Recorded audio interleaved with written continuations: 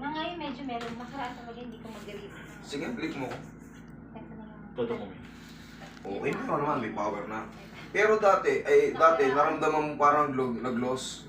Parang humina. Oo, nakaraan. Tandaan nyo dito yan. Pag naayos to, ayos na rin yan.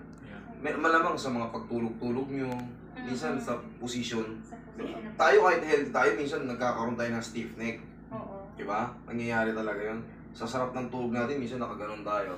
Paggising natin, tapos ililigo natin bigla sa umaga kasi may opisina tayo o may trabaho tayo. Yun pala yung ano. Pag hapon na, gigla ka ng, dapat pala, hindi ko binasa.